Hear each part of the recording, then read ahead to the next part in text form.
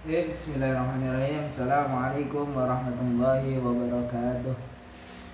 Perkenalkan, nama saya Muhammad Syadid Al-Fahmi dari Prodi Pendidikan Agama Islam kelas A2 dengan NIM 24210101004. Di sini saya akan menjelaskan materi kuliah Pendidikan Kewarganegaraan dari kelompok 1 sampai dengan kelompok 4. Yang pertama, pengertian nasionalisme dan identitas nasional serta implementasi konsep keduanya dalam berbagai perspektif.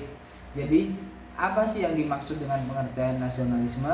Pengertian nasionalisme itu adalah ideologi yang mendorong kita untuk mencintai negara sendiri.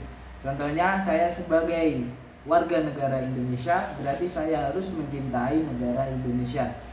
Sedangkan pengertian dari identitas nasional adalah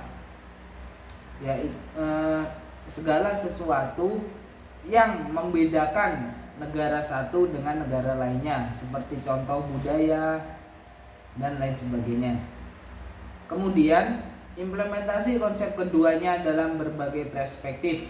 Contoh misalkan dalam bidang ekonomi, berarti kita sebagai warga negara Indonesia, kita harus mencintai produk-produk Indonesia. Dari kelompok yang kedua dengan judul definisi integrasi nasional, faktor penghambat dan pendorong serta implementasinya. Jadi definisi integrasi nasional adalah segala sesuatu yang menyatukan negara. Contohnya kayak gini, misalkan suku A dengan suku B itu gimana caranya agar mereka bersatu sehingga membentuk satu kesatuan. Faktor penghambatnya yang pertama karena banyak diantaranya suku-suku yang bermacam-macam, bahasa yang bermacam-macam dan lain sebagainya.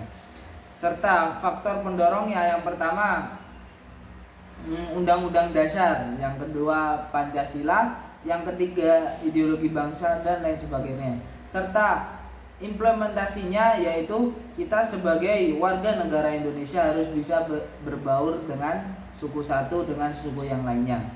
Dari kelompok 3 dengan judul pengertian konstitusi serta implementasi konstitusi di Indonesia.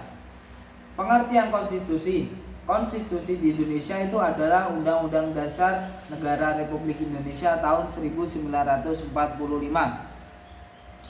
Implementasi konstitusi di Indonesia, yang pertama sebagai hukum tertinggi di Indonesia. Yang kedua yaitu membentuk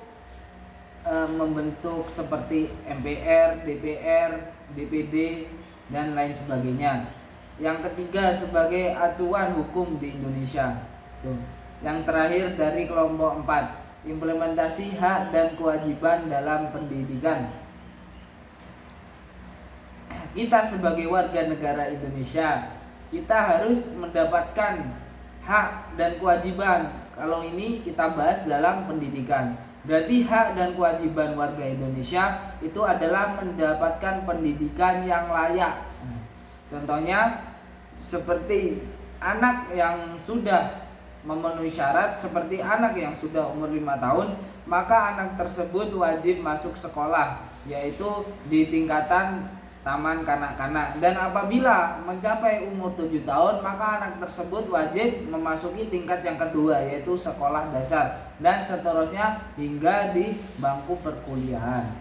Mungkin cukup sekian yang bisa saya sampaikan. Kurang lebihnya mohon maaf sebesar-besarnya. Wabillahi taufiq wal hidayah. Assalamualaikum warahmatullahi wabarakatuh.